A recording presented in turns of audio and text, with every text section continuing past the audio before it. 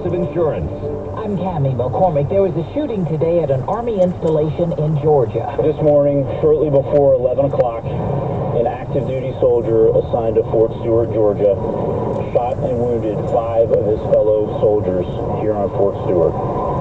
Thankfully, all are in stable condition and all are expected to recover. General John Lubis says the alleged gunman is a logistics sergeant who used his own personal handgun in the attack. The base was under lockdown afterwards. CBS's Anna Schechter on what comes next. He is being held in a pre-trial confinement office, and there's a military judicial system that he is now a part of. So this is separate from, like a county prosecutor. This is all going to be contained on the base. Sergeant Cornelius Radford joined the Army in 2018. President Trump's envoy Steve Witkoff held talks in Moscow today with Russia's president. Talks Trump called very productive. CBS's Nancy Cortez reports Trump later spoke to allies about the meetings.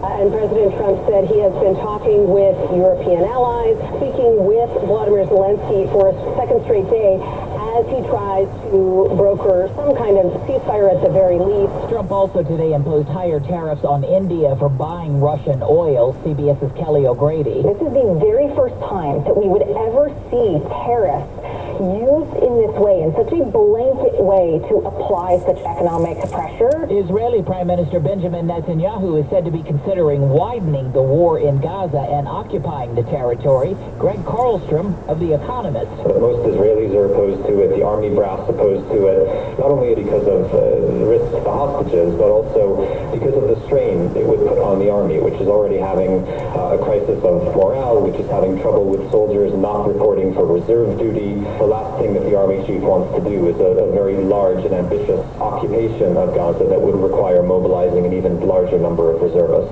Vice President Vance is expected to host a strategy meeting with top administration officials on how to release the transcript from a Department of Justice meeting with Jeffrey Epstein's imprisoned former girlfriend.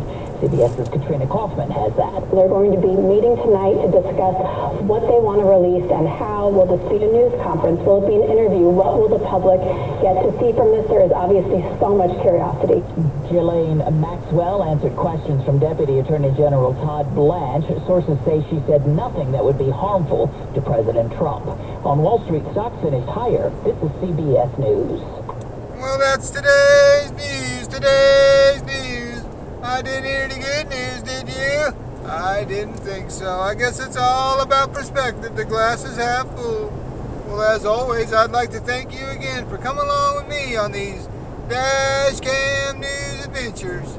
You know the drill. Peace, love, and all that hippie jazz. Bye-bye, everybody. It's 81 degrees in Richmond, California.